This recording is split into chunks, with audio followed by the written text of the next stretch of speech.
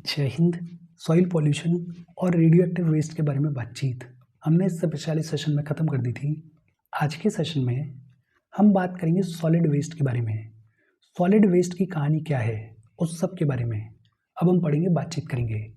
Solid waste के अंदर हम बात करेंगे प्लास्टिक वेस्ट के बारे में, पढ़ेंगे म्युनिसिपल सॉलिड वेस्ट के बारे में, फिर बात करेंगे हजार्डस वेस्ट के बारे में और पढ़ेंगे हॉस्पिटल वेस्ट के बारे में, और फाइनली हम बात करेंगे treatment and disposal of solid waste के बारे में।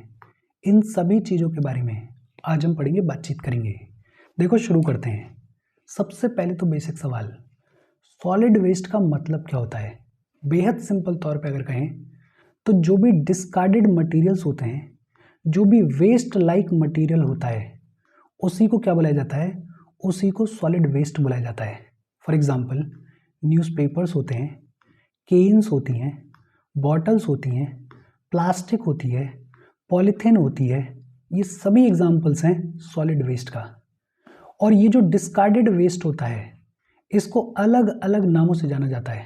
फॉर एग्जाम्पल कहीं इसको रिफ्यूज़ बुलाया जाएगा, तो कहीं इसको गार्बेज बुलाया जाएगा, तो कहीं इसको स्लज बुलाया जाएगा, तो कहीं इसको सिंपली सॉलिड वेस्ट बुलाया जाएगा।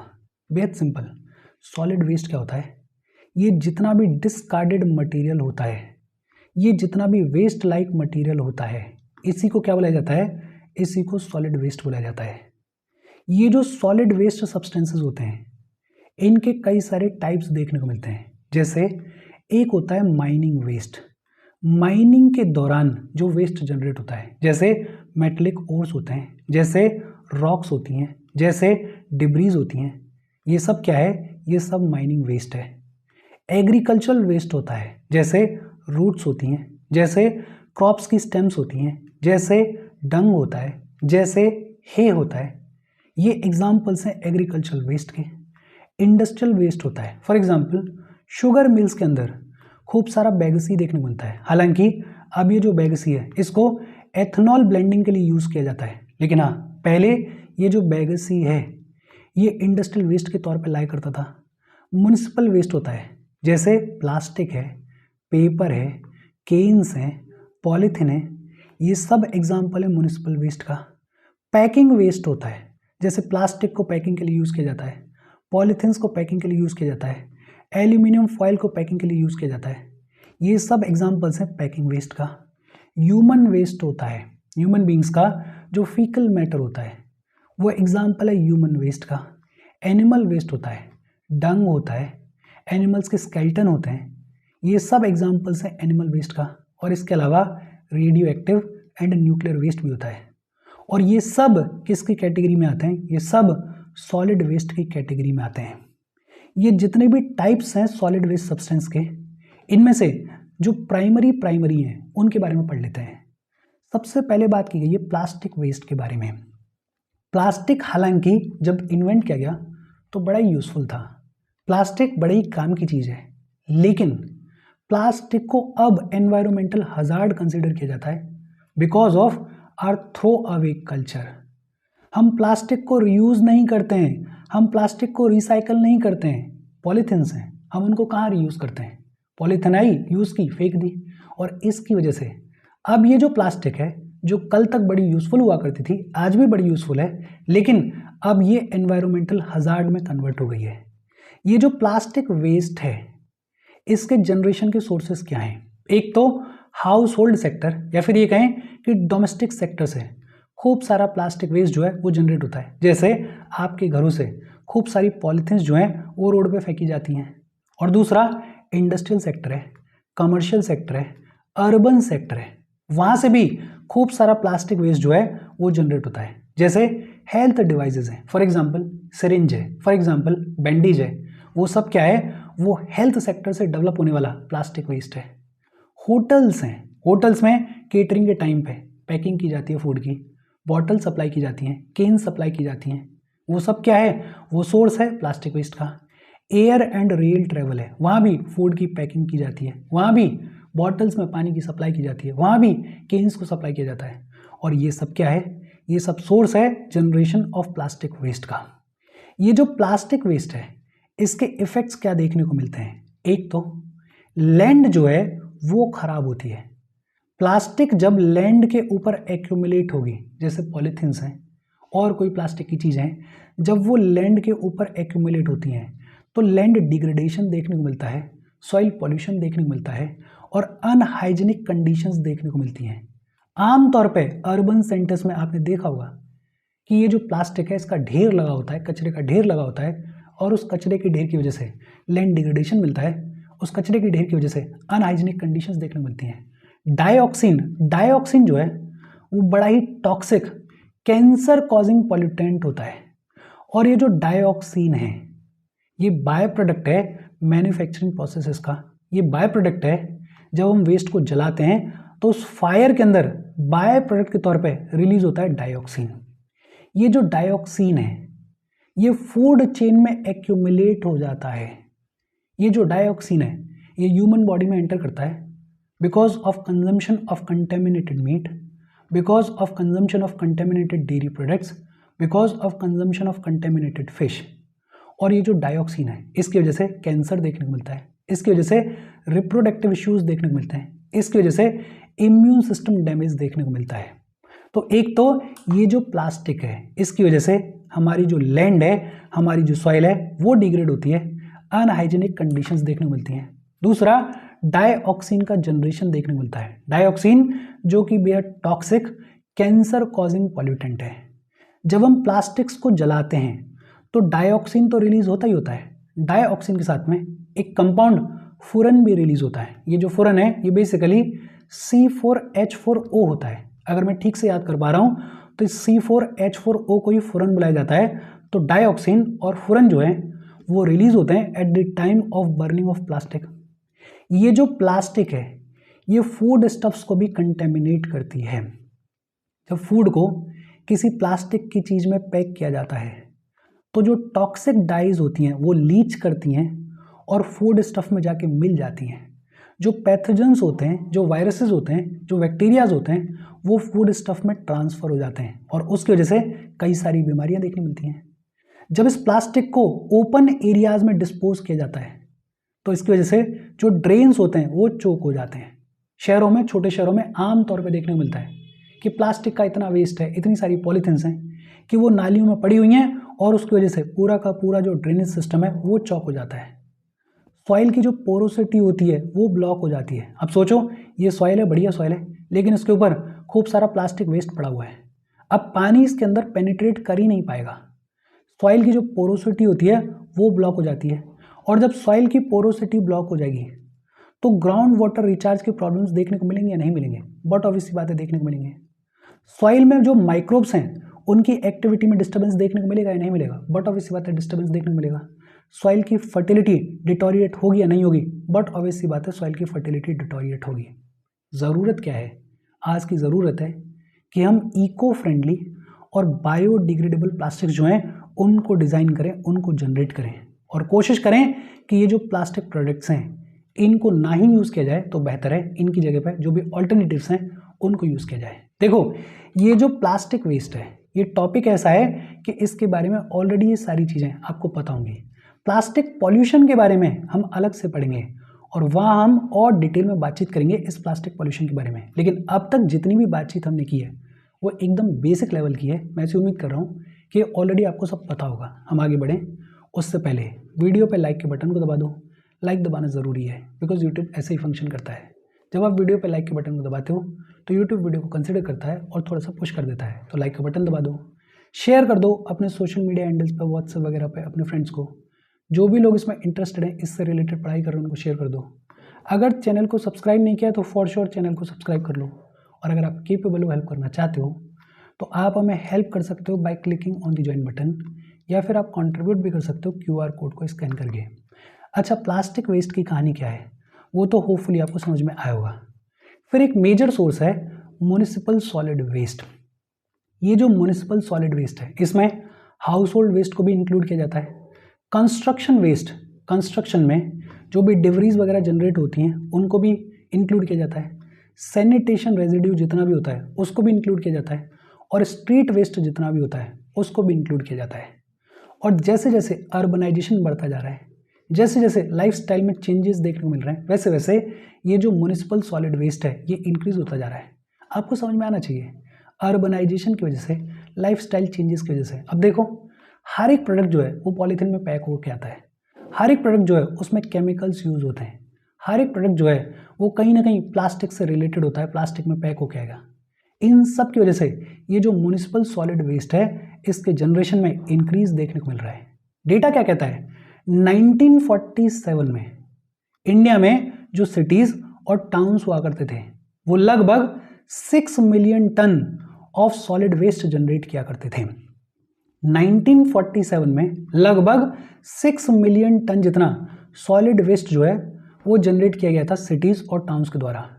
1997 आते आते ये जो सिटीज हैं, जो टाउन्स हैं, इन्होंने लगभग 48 million tons of solid waste जो है उसको जनरेट किया। सोचो कितना सब्सटेंशियल इंक्रीज है।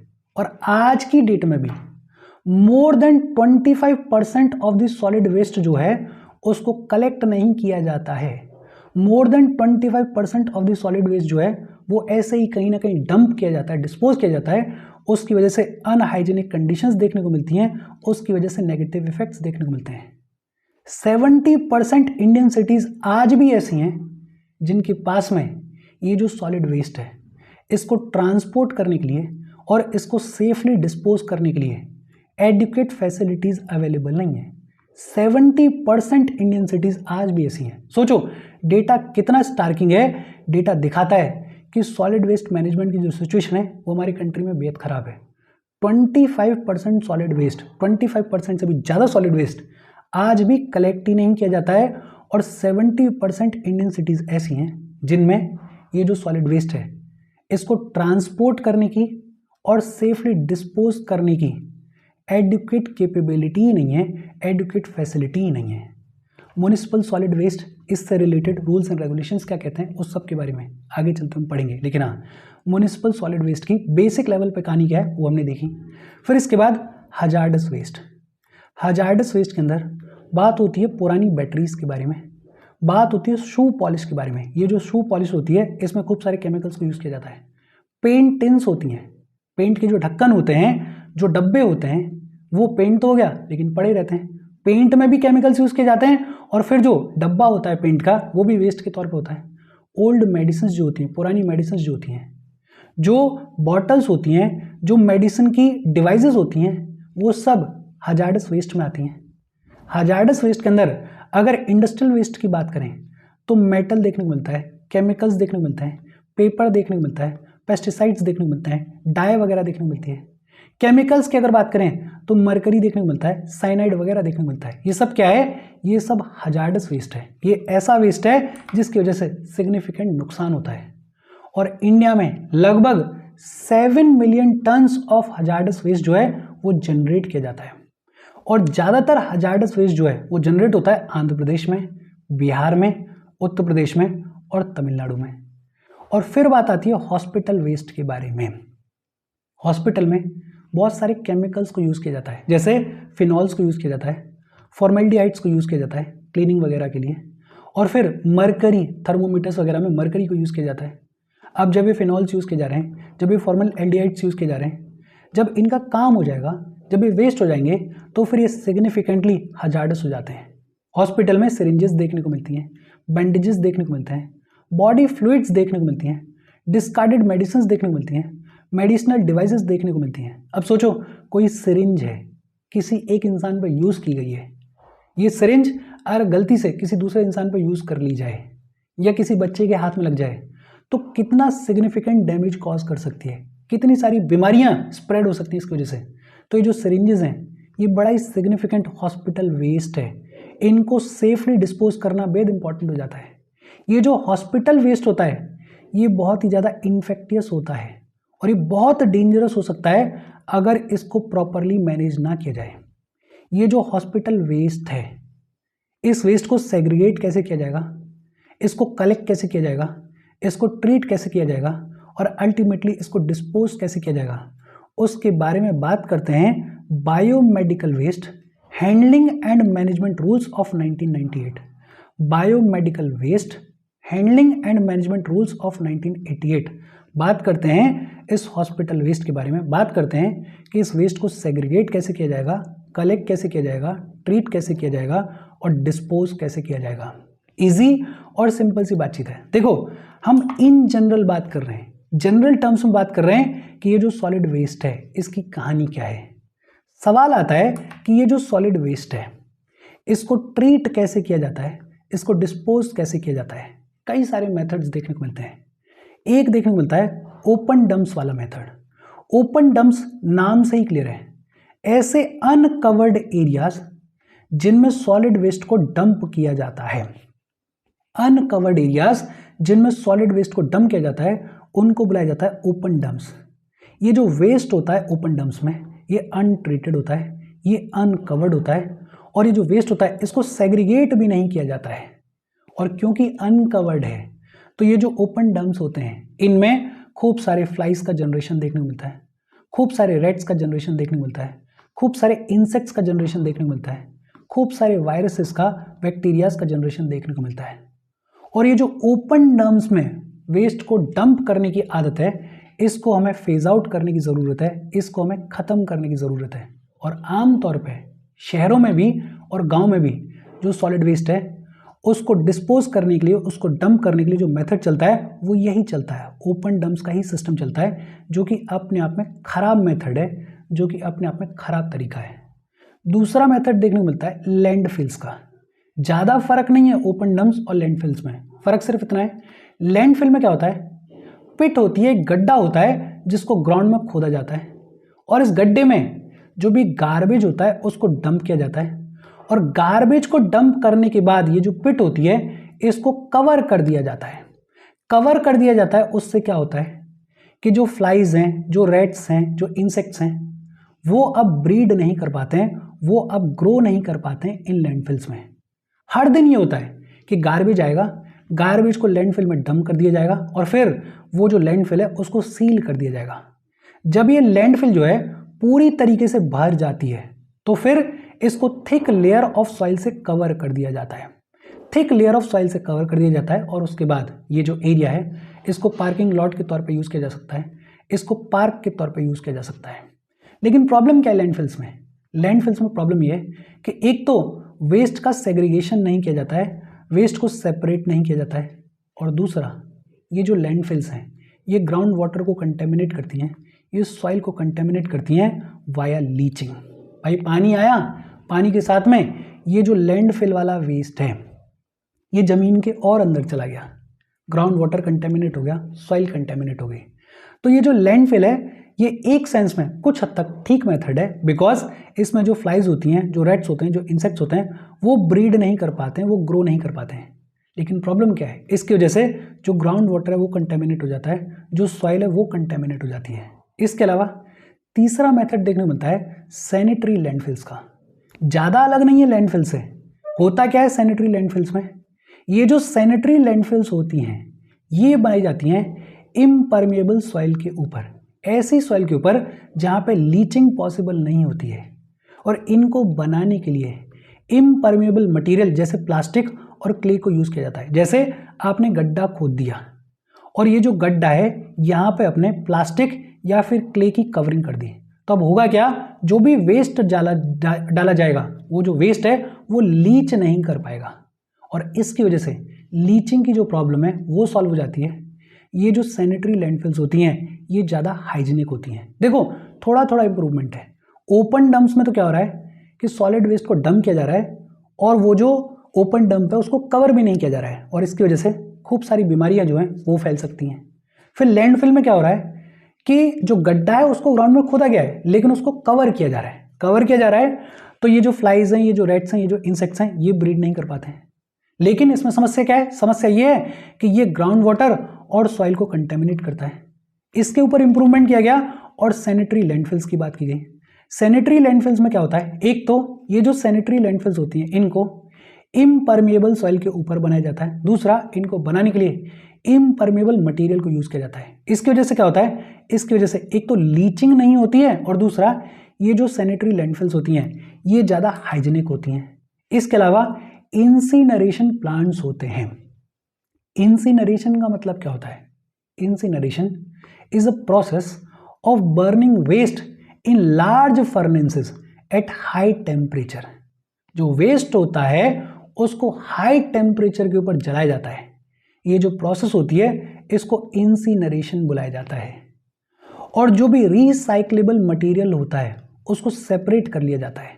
पहले ही वेस्ट के अंदर जो भी रिसाइक्लेबल मटेरियल होता है उसको सेपरेट कर लिया जाता है और जो रेस्ट ऑफ द मटेरियल होता है उसको जलाया जाता है। और जब जलाओगे तो अल्टीमेटली ऐश प्रोड्यूस होगी। हालांकि ये जो इंसिनरेशन है ये कोई क्लीन प्रोसेस नहीं है, ये कोई बहुत अच्छी प्रोसेस नहीं है। बहुत अच्छी प्रोसेस क्यों नहीं है? बिकॉज जब आप वेस्ट को जलाओगे तो खूब सारी टॉक्सिक ऐश जो है, खूब सारे टॉक्सिक पॉल्यूटेंट्स जो हैं वो प्रोड्यूस होते हैं। लेकिन हाँ, इसको लास्ट रिजॉर्ट के तौर पे यूज़ किया जाता है। किसी वेस्ट को डिस्पोज करने का जब कोई भी तरीका नहीं बचता है तो फिर क्या किया जाता है? फिर इंसिनरेशन प्लांट्स को यूज़ किया जाता है, फिर उसको हाई टेम्परेचर पे जलाया जाता है। जब जला दिया जाता है तो प्रॉब्लम क्या होती है? टॉक्सिक ऐश प्रोड्यूस होती है, टॉक्सिक पॉल्यूटेंट्स प्रोड्यूस होते हैं। ये जो बर्न्ट वेस्ट का लार्ज अमाउंट होता है, कोशिश की जाती है कि इसको रिकवर किया जाए, इसको रिसाइकिल किया जाए। ये जो बर्न्ट वेस्ट है इसको कहीं ना कहीं यूज में लिया जाए। इंसिनरेशन प्लांट्स के अलावा पायरोलिसिस देखने को मिलती है। और पायरोलिसिस का मतलब क्या होता है? थोड़ा सा इंप्रूवमेंट है इंसिनरेशन के ऊपर। Pyrolysis is a process of combustion in absence of oxygen और कंट्रोल्ड ऑक्सीजन। बेसिकली इंसिनरेशन का ऑल्टरनेटिव होता है। इंसिनरेशन में क्या होता है? वेस्ट को हाई टेम्परेचर पे जलाया जाता है। पायरोलिसिस में क्या होता है? वेस्ट को ऑक्सीजन के एब्सेंस में या कंट्रोल्ड ऑक्सीजन एनवायरनमेंट में जलाया जाता है, कंबक्शन किया जाता है। और इसके लिए गैस और लिक्विड जो भी ऑब्टेन होती है पायरोलिसिस के थ्रू, गैस और लिक्विड जो भी ऑब्टेन होती है उसको फ्यूल के तौर पर यूज किया जाता है। फिर इसके अलावा कंपोजिटिंग है। और compositing one of the finest method है सॉलिड वेस्ट से डील करने का। कंपोजिटिंग बेसिकली बायोलॉजिकल प्रोसेस है। ये जो कंपोजिटिंग है इसमें माइक्रो ऑर्गेनिजम्स को यूज किया जाता है। माइक्रो ऑर्गेनिजम्स जैसे फंगाई है, जैसे बैक्टीरिया है, उनको यूज किया जाता है to decompose degradable organic waste. ये जो माइक्रो ऑर्गेनिजम्स हैं ये ऑर्गेनिक वेस्ट को डीकम्पोज करते हैं इनटू ह्यूमस लाइक सब्सटेंस। और ये सब कुछ ऑक्सीजन के प्रेजेंस में होता है। ये जो ह्यूमस लाइक सब्सटेंस प्रोड्यूस होता है ये कार्बन में और नाइट्रोजन में रिच होता है।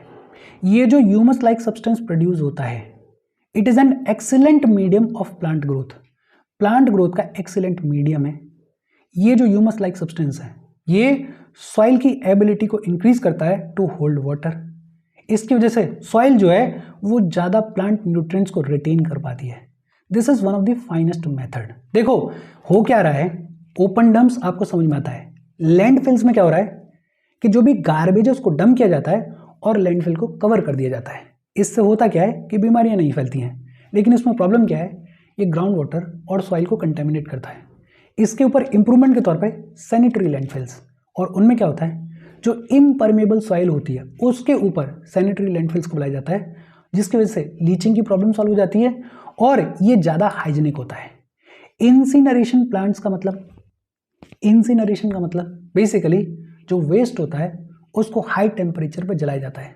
ये लास्ट रिजॉर्ट के तौर पर यूज़ किया जाता है। ऐसा वेस्ट जिसको डिस्पोज करने का और कोई तरीका नहीं है वहाँ पे इंसिनरेशन को यूज़ किया जाता है। लेकिन इसमें दिक्कत क्या है? जब आप वेस्ट को जलाते हो तो खूब सारी टॉक्सिक ऐश और खूब सारे टॉक्सिक पॉल्यूटेंट्स जो हैं वो प्रोड्यूस होते हैं। फिर पायरोलिसिस, पायरोलिसिस जो है वो इंसिनरेशन का ऑल्टरनेटिव है। पायरोलिसिस में क्या होता है? ऑक्सीजन के एब्सेंस में या कंट्रोल्ड ऑक्सीजन एनवायरनमेंट में कंबक्शन किया जाता है और जो भी गैस और लिक्विड ऑब्टेन होती है उसको फ्यूल के तौर पे यूज़ किया जाता है। फिर इसके बाद compositing, one of the finest method, biological process है जिसमें माइक्रो ऑर्गेनिजम्स को यूज़ किया जाता है डिग्रेडेबल ऑर्गेनिक वेस्ट को डीकम्पोज करने के लिए। और माइक्रो ऑर्गेनिज्म जो हैं वो इस ऑर्गेनिक वेस्ट को डीकम्पोज करते हैं इनटू ह्यूमस लाइक सब्सटेंस। ये जो ह्यूमस लाइक सब्सटेंस होता है ये कार्बन में और नाइट्रोजन में रिच होता है। ये बड़ा ही एक्सीलेंट मीडियम होता है प्लांट ग्रोथ के लिए। और फिर इसके अलावा वर्मी कल्चर, वर्मी कल्चर को अर्थवर्म फार्मिंग भी बुलाया जाता है। ये भी एक अच्छा मेथड है। वर्मी कल्चर में क्या होता है, जो अर्थवर्म्स होती हैं उनको कंपोस्ट में ऐड कर दिया जाता है, गोबर वगैरह में उनको ऐड कर दिया जाता है। ये जो अर्थवर्म्स होती हैं ये वेस्ट को छोटे छोटे टुकड़ों में तोड़ती हैं और ये जो अर्थवर्म्स का एक्सक्रीटा होता है वो इस कंपोस्ट को न्यूट्रिएंट्स में रिच बनाता है और फिर ये जो कंपोस्ट है इसको यूज किया जा सकता है प्लांट ग्रोथ के लिए। इजी और सिंपल सी बातचीत है। देखो आज हमने कुछ नए टर्म्स पढ़े होंगे, जैसे कंपोस्टिंग है, जैसे पायरोलिसिस है, जैसे इंसिनरेशन प्लांट्स हैं। बाकी तो बेसिक सी बातचीत है, बेसिक तौर पर हमने बातचीत की है। जितना रिक्वायर्ड है जीएस के पॉइंट ऑफ व्यू से उतनी हमने बातचीत की है। बाकी रूल्स एंड रेगुलेशंस क्या कहते हैं उसके बारे में आगे चलते हम पढ़ेंगे, बातचीत करेंगे। आज की बातचीत हम यहीं पे ख़त्म कर रहे हैं। कोई डाउट हो कमेंट करके पूछ लेना। Thank you very much.